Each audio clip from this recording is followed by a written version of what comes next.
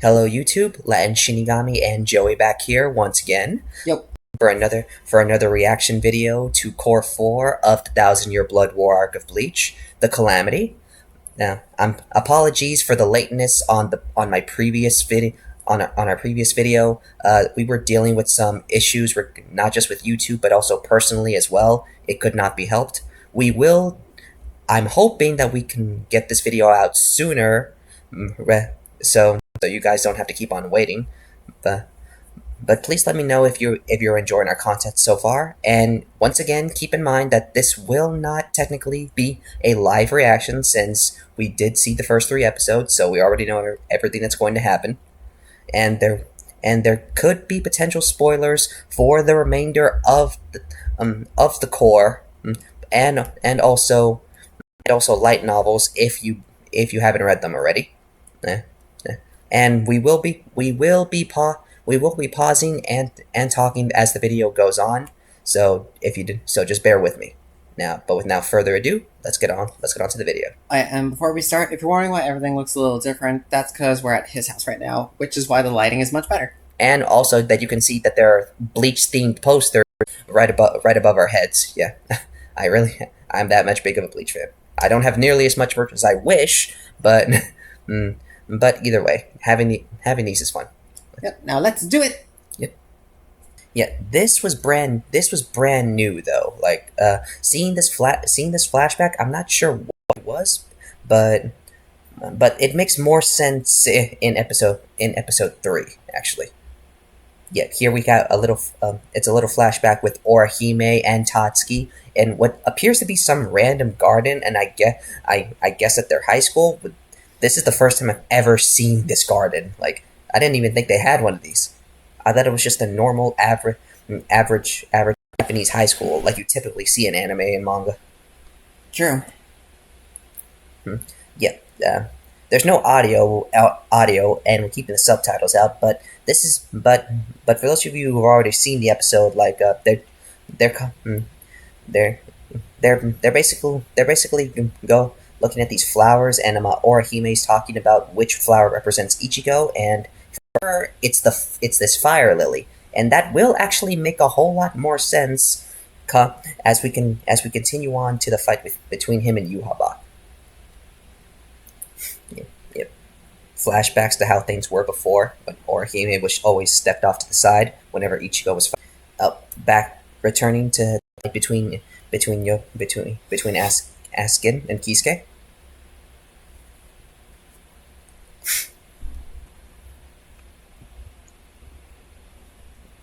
Okay, the gift ball deluxe. It looks amazing in this shot. I mean, just look at it, Yeah. and And it's huge. very huge. Like, I think it picks up at least a quarter of the barbell. Like, seriously, how did Yoruichi and Yujiro survive this? Yeah, and she's still keeping her form too. Asking in his Hasheim. Of course, we gotta come back to Yoruichi's cheeks for in the corner. Oh, thank goodness I'm putting a filter or sensor over all of this. Mm-hmm. If I remember correctly, I think we're coming up on the shot of Askin that I really, really liked from the trailer. Yeah, I believe so. Yeah, Kisuke's feeling the effects of the poison right now. Yeah. Honestly, the fact that Yoruichi's still able to keep that form despite despite being in this gift ball deluxe is amazing. And oh my god, I can never get over how good the green contrast is with this effect. Yep.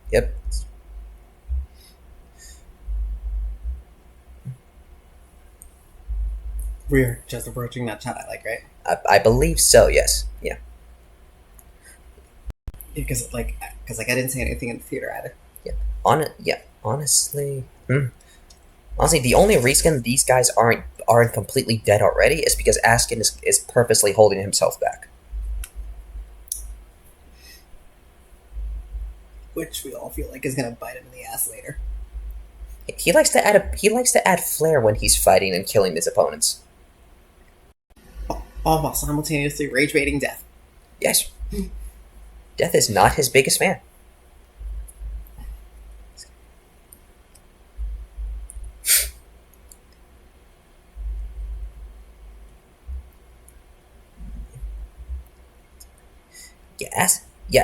Askin likes to do a lot of talking during his fights.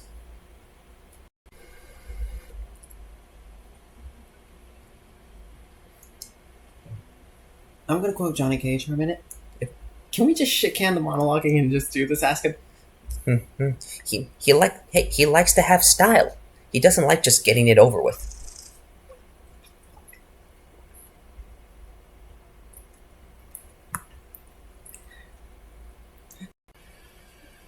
And he wonders why he always has such trouble dealing with the 5 war threats. Well, he's only ever fought 2 of them. True. And he actually beat one of them temporarily. And it was Ichigo, the number 1. Yep. Okay, that little effect with those following. There's a certain toy that kind of resembles these. I forgot what it was called. And a lot of people tend to forget this, but Kisuke is quite the speedster himself. I mean, he did used to be a member of the Stealth Corps. And being fast is kind of a requirement for being in that unit.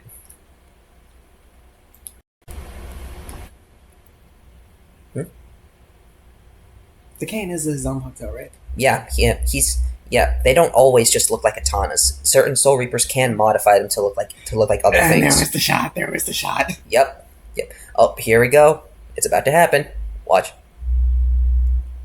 Gift ring. There's the shot that tickled my glizzy. Yep. Look. Oh, eyes.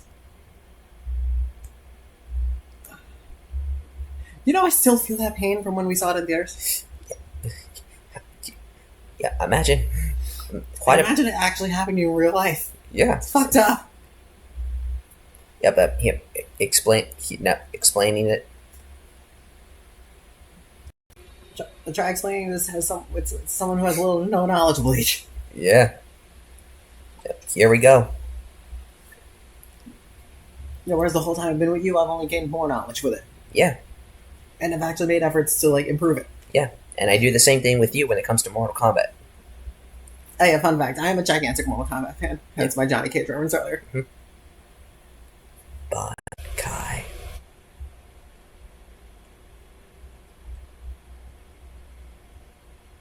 Alright, before we continue on any further, let me just say this.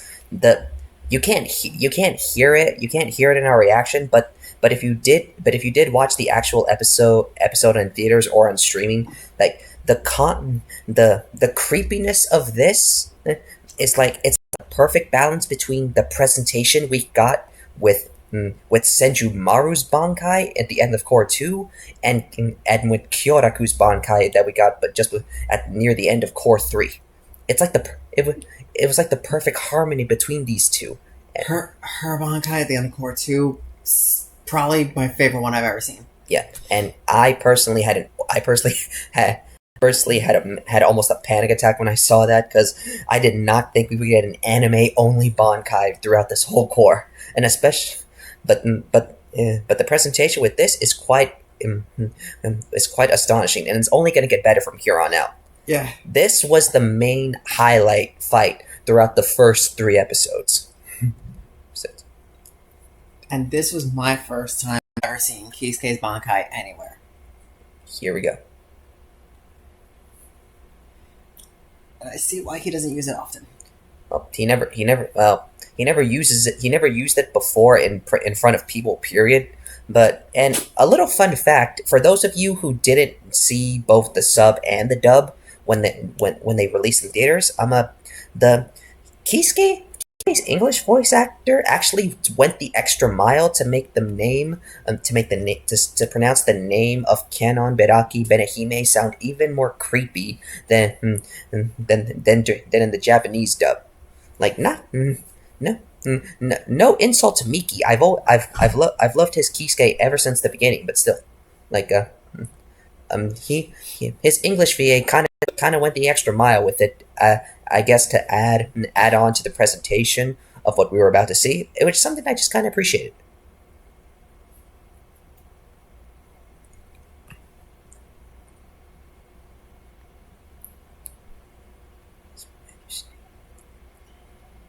Yeah, and yeah, I imagine this is. I imagine that I imagine that the doll is what Benihime looks like even in Shikai form. In Kisuke's inner world. So for those of you who aren't well versed with Japanese and with katakana, like Benihime basically translates to Crimson Princess.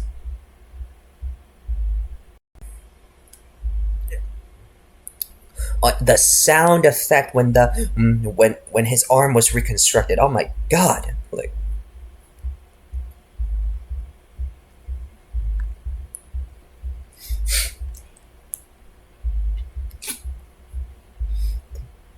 yeah, here we go. I think this is one of the more brutal bankais we've seen. Yeah, but there's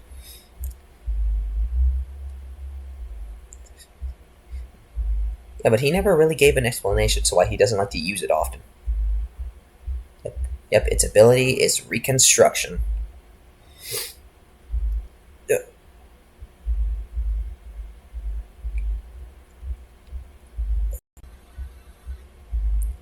Yep, you can see. Anything the Bankai reconstructs can either be stronger or weaker depending on what he chooses. See? It even got rid of the poison temporarily. Yep. Yeah. This fight was absolute peak. Like they they out of all the fights that were happening in the first three episodes, this was the one the production crew went the hardest on. Because if you're a manga reader like I am, like it was incredibly short in the manga in contrast to the anime. Granted, it doesn't really last that long in the anime either. If it's actually kind of like just like 4 minutes of the actual fight between these two going on, but regardless, they did a much better presentation here than they did in the manga, especially with Kisuke zipping around the stitches like he's on a roller coaster ride. Yeah. I imagine that's not actually how the Bankai is supposed to work. It's just how he's choosing to utilize it. Because the stitches reconstruct literally anything. It doesn't matter if it's physical or not.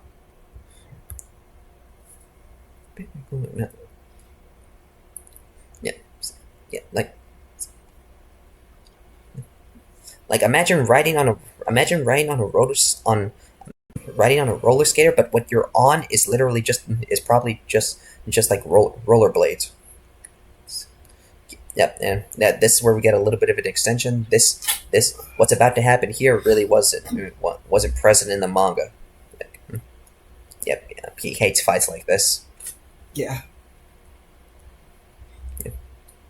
Compared to Yoruichi, who acted yin yang for like 5 minutes. Yeah. Oh yeah. See. Yep, and the gift ball deluxe is only getting bigger and stronger.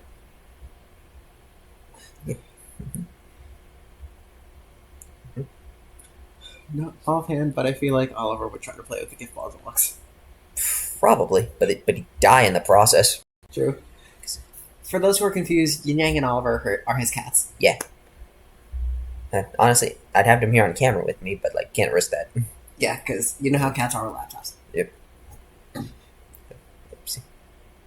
Especially since this is my laptop. Yep. Oh. Yep. Yep. A lot of people tend to forget that despite how well he's doing, Kisuke is still poisoned and is getting more poison the further he stays with inside. Yeah. And here comes, and here it comes.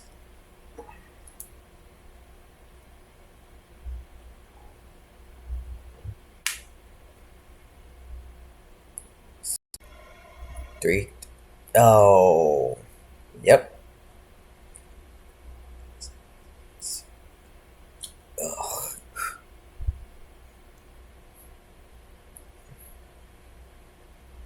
Yep. Yep, it was not impenetrable, unfortunately.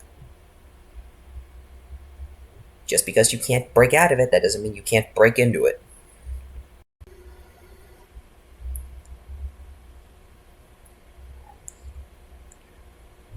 Yeah. Yeah. If a little bit, if some of you are confused as to why Grimjow had to deliver the final blow, well, two reasons.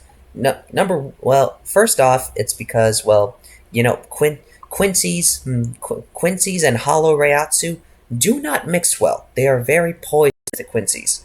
Now, but unfortunately, for some reason, when it comes to Arankars, like when a Hollow transforms from Hollow to Arankar, their spiritual pressure is not classified under Hollow anymore, but they can revert back to the spiritual pressure of a Hollow temporarily upon releasing their resurrección, or resurrection, if you don't understand Spanish. In Spanish. So and the second reason is because since Askin is very difficult to kill under normal circumstances, the only way to really finish the job is if you one shot him. And luckily, you can't really get more of a one shot than that. Yet, at long last, death rage baits Askin. Finally, yeah. Yeah. And among the only two Arankars that are currently up with the Varveld, Grimjow is the faster of the two, especially since he is a Jaguar, and they're known for being fast. He's a Jaguar. And death finally has Askin's due. Yep, there it is. Death is probably doing a celebratory dance. The fact that his blute vein is going off crazy is surprising to me. That did not happen in the manga. Like it's despite the fact that he's clearly going to die, his body's trying to cling on to life. Yep, he's still alive and talking. He's still really hard to kill. To be fair, Askin only has 7 minutes left to live, so. Yep. Okay, Kisuke is here. He's explaining like the Arankars that were transformed by Aizen. The whole Hollow Reiatsu transforming thing that I just mentioned. Like I don't know if that technically would apply to Arankars like Stark, since he was naturally born the way he was.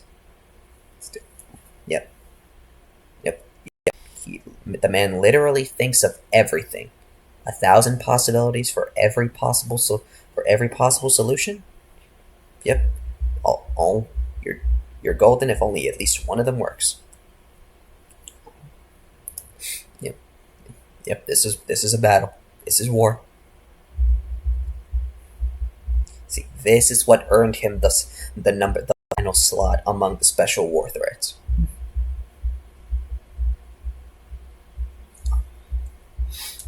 Yeah, and Askin's without his heart, so he's got. Yeah. Well, Grimjow just shortened that. Yeah, but he's probably gonna regret that in about a minute. But still, Death can finally do its celebratory dance because he finally has Askin's power. Yep, here it is. Gift Ball Deluxe is going crazy. Yep. Yeah, Askin's way stronger than it lets on. There's always a limit on his body as well. But unfortunately, upon death, that limit is now removed.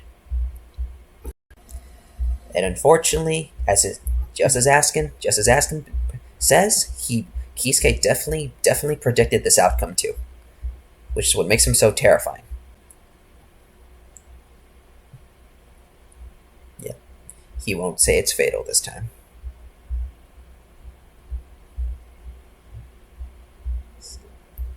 Yep.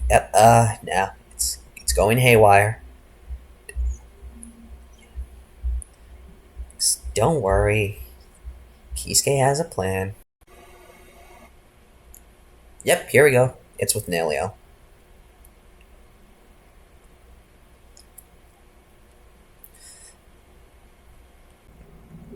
Yeah, here we go. Fun fact: even in the English dub, he refers to Ichigo and Rukia as as as Mr. Kurosaki and Miss Kuchiki, but he also adds everyone. Like, the title card for Kisuke's Bankai. Yep, and now that's over. It's about to happen. Yep, she finally feels like she can stand by him. It's honestly, this just speaks volumes as the fact that these two do end up getting married by the end of the score.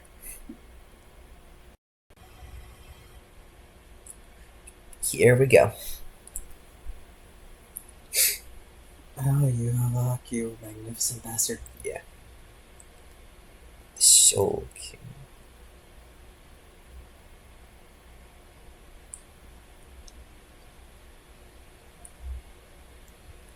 Alright, before we continue on, if you all still are confused about the fire lilies and their meaning at the very beginning of this episode, this is a little bit. So this is kind of why in the manga it's clear you can see that in the when we get to this shot that it's just a bunch of glowing Rayatsu around him like you see now, but here in the anime it doesn't it kind of look like golden flames a little bit, like each. Yeah, it kind of does. Yeah, and it's actually more prominent come the third episode when Ichigo activates his horn of salvation. Because in the manga, when he activates that form, it's just normal golden Rayatsu that ends up destroying the Varbelt. But in the anime, it actually looks like he's erupting in flames, golden flames, which is the representation of the fire lily. Like his spirit is like his spirit and his heart is like a fire lily, and that's in and that and which with and that is more is more representation with throughout his Rayatsu, especially as he goes into tapping into more of his reserves of power. Or in other words, his spiritual pressure going off the walls right now. Pretty much, right now it's clearly immense, but it is controlled. Cause in the past, Ichigo only had access to about, let's say, 20% of it up until he achieved his full potential, and it got even stronger after going through the Irasu Sando. So, so, no. So, guys, just when we get to episode 3, just remember the fire lilies and pay close attention once Horn of Salvation is activated, and just look at the Rayatsu before you actually see the form, and you'll definitely see what I'm talking about here. Yeah. Because that had me confused too until I actually paid attention until I paid closer attention to what was. I'm not gonna say I'm not a big fan of the lighting in in the throne room.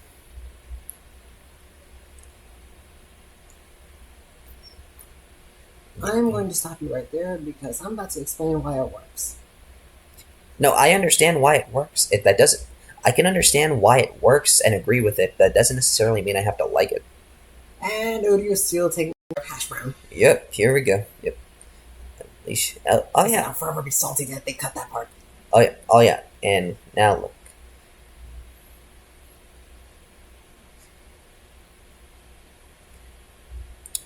Yeah, Uryu got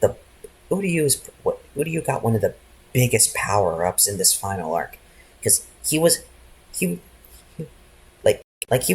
could never stand toe to toe at least when it comes to power, either with Ichigo or any of the other stronger characters among the Shinigami. But now he can, and he's actually quite surpassed more than a few of them. Up here we go.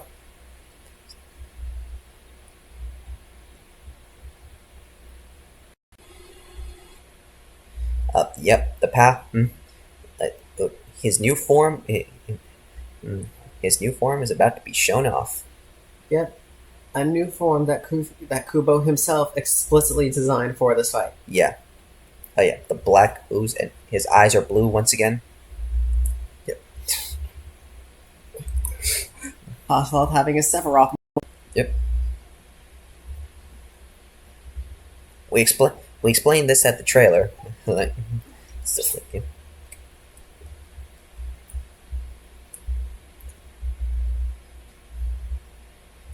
and I do realize we did get some things wrong when we made our assessments before, but about about the of the parts throughout each episode. Sorry about that. Like you have to understand when watching these episodes coming back to back in theaters, it's easy to lose track of which episode you're watching and what part shows up where. Yeah, yeah, because like it wasn't explicitly made clear in the theater because they all went back to back with each other without a single transition. Yeah, and the title cards don't always appear at the very beginning of each episode, so it's kind of hard to tell. Yeah, because like last episode, the title card appeared in the middle of the episode, right on Yoruichi's ass. Yep. Mm-hmm. And we haven't seen the title card here yet. But, yep.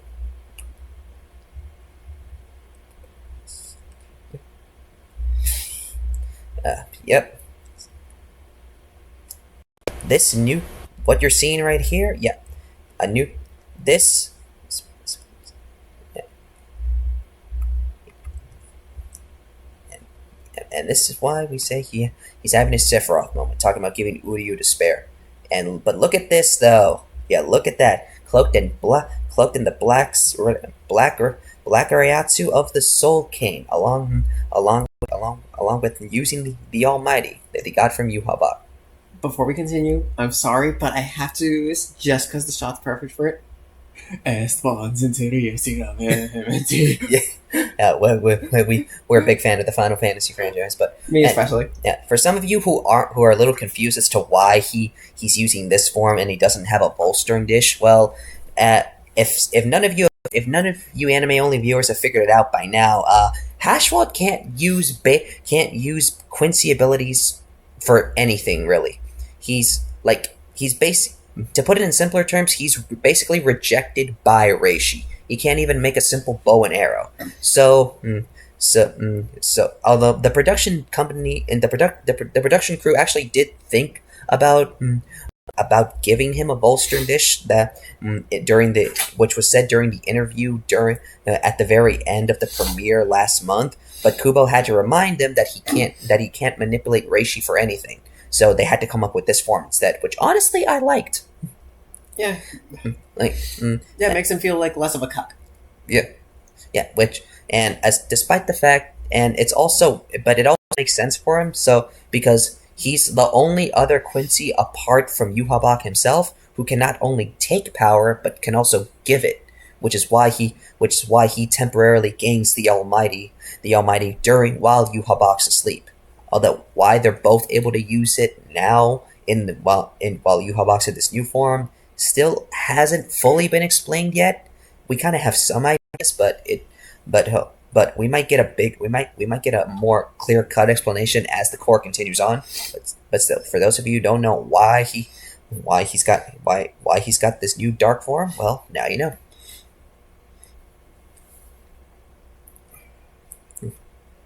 Mm-hmm. How long do you think it took Kubo to actually draw the new Asphalt and send his production team as soon as they told him? And who knows? Who knows? The way he wrote this character was very clear cut, so he kind of had to come up with some ideas.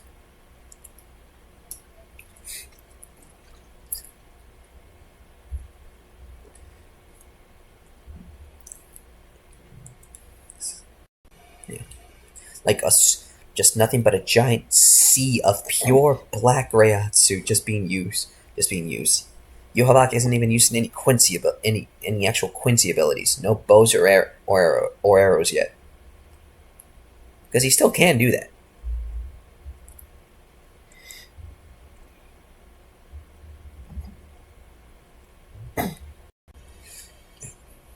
Yep. son of darkness. Okay, that's pretty much it for the episode. Yep.